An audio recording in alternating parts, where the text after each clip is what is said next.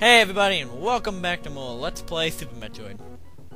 I'm host Pick level 72, and we're gonna get started off by speed boosting through this, opening that with a super missile, and heading towards the door that is said to move on further on the correct path in the game. So let's do that. Opening this door will take you to a rather watery place. But really all you need to know is that you can get a missile tank using the grapple beam, or you can completely miss. That's also an option. But I really recommend just getting the missile pack, not the super missile pack. Because, you know, why not? Also here we have a crumbling grapple. Wow! I actually hit the ceiling. Those are crumbling grapple beam blocks. If you hold on to them with the grapple beam for too long, they will disintegrate and you'll fall off. However, they give you plenty of time to make your jump, so totally even worth it. Here we enter into this giant room, the biggest room in the game, and it's kind of split into two sections. There's like an upper half and a lower half right now, and the lower half obviously. So don't even worry about the upper squares, you can't get to them. And obviously there's a lot of water down here. You probably noticed that the direction we're headed is getting a lot more water. And that will be relevant much later. Well, I don't know, much later, but a little while later. But don't worry, water won't be a problem forever. Eventually we'll be able to move freely in it, as I've been hinting at with a few sequence breaks that we've done previously. But before you get out of the water, there's actually something you want to do in here. You want to head over here under this platform, and if you turn on your X-ray visor, you can actually see that there's a way to go here. You want to shoot that, then jump and turn to a ball, roll through here, and at the bottom, or end, there's a missile tank. I don't think the developers really wanted you to get in here without the ability to move through water freely, but since I make my own rules and I don't care what the developers wanted me to do, I'll do what I want. Alright, so moving on, we just want to use our grapple beam to get across.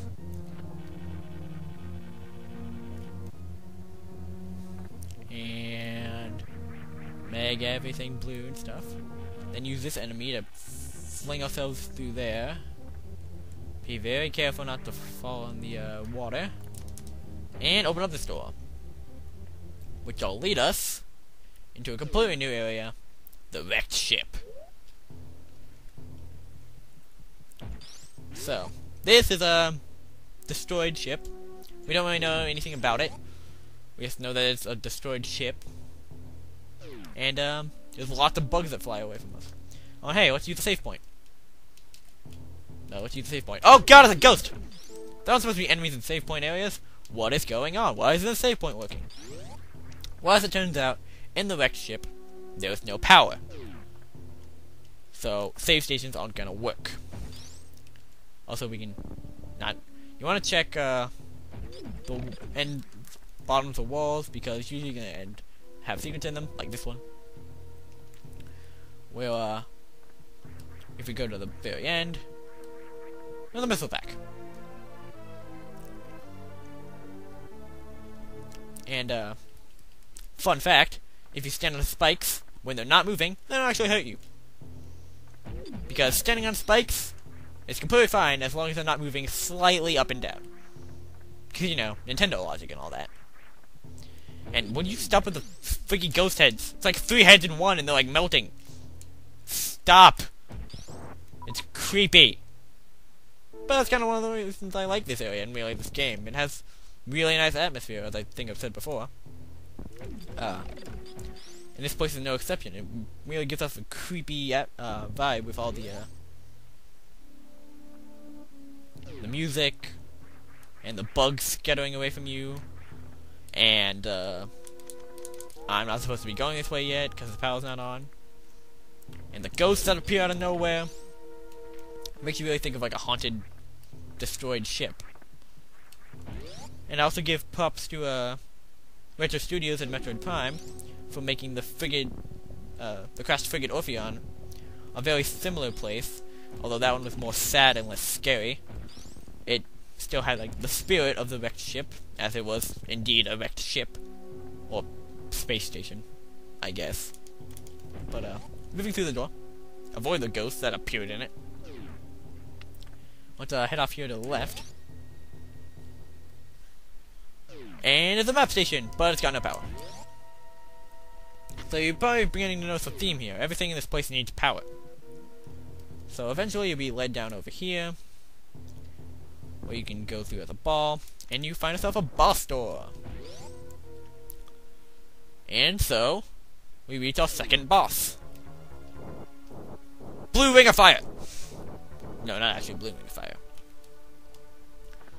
What it actually is Phantoon, the second boss of this game. A ghostly, other dimension-like being that is sapping all the energy and electricity and power from this space station. Pretty much, you just wanna kind of chill down here, destroying his eyeball fire until he opened his eye for the first time, like he did, and then wait for him to appear, and then shoot missiles at him. And then he'll just go back to shooting fire at you. Oh wow, you opened his eye really quickly that time. Also, that's really creepy to think about. Eyeball fire. Like, think about your eyeball being on fire. Like, ow. That would hurt. A lot. I'm the master of making you think bad thoughts. You're welcome. And this is one of the few fights where you actually don't want to use super missiles, because super missiles make Phantoon very angry, as I will take one in the team to show you. I mean, I have 7 energy tanks, so I'll be fine.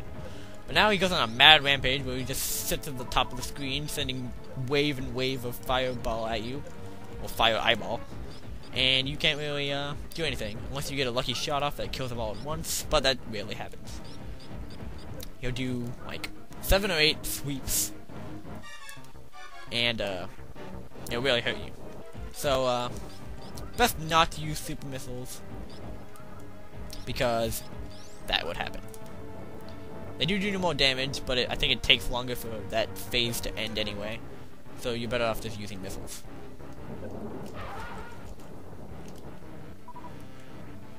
Alright. Come on, Phantoon. Wow, appearing quickly for me. Now, when he is getting like really red like this, it may be okay to actually use a super missile, because if you kill him while using a super missile, he won't do his really angry animation, because he'll be dead. So, hopefully he'll just appear and I'll be able to kill him with his last shot. But of course he's gonna hide. Oh, there he is. And I was right, he was close enough to be dead to be killed with that last super missile, as he was flashing and now he's exploding. And usually when you're exploding, that means you're gonna die soon. And he dies in a very zigzaggy, pixelated death. And now the power's back on the wrecked ship. Yay!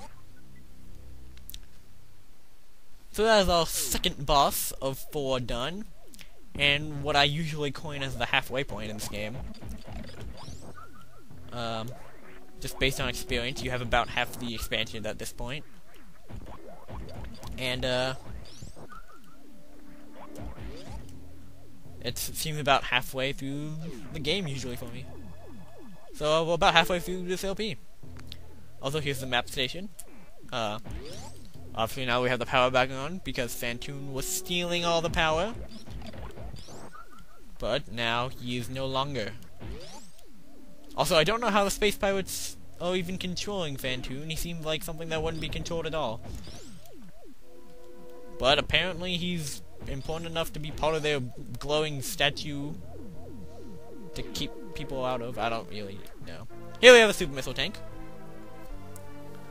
bringing our grand total up to 25, half of what the total super missiles are. And we're gonna head over here now. back to that room that I wasn't supposed to go to earlier, but I did. Here we have this new enemy that looks like the one enemy in Metroid Prime. I don't actually quite remember the name of them. They're like, I want to say like port. They're not ports, something like that. They're like full in the air. They're in like magma caverns, something like that. Also in Metroid Prime 2. Here we have another super missile pack. But they fly around. They emit poisonous gas. Anyway, not important. What is important is that they can not be killed by beams, only by missiles. And also you can push these robots all around. Kind of funny. So, with that, I think we're just gonna head up, over here. In this door is the way to continue on through the game, but we're not ready to do that, as there's still much more of this ship to explore. And I think we're going to be exploring the ship in the next episode. I know this episode was a little bit short, but you can handle it. Because this is the end of a recording session for me, and I really want to be done playing with this for now. So we're gonna cut it here. Hopefully you're not too mad. So next time on Let's Play Super Metroid, we're going to be collecting any excess expansions and items around and in the wrecked ship, and then moving on to see what awaits us past it. See you guys then.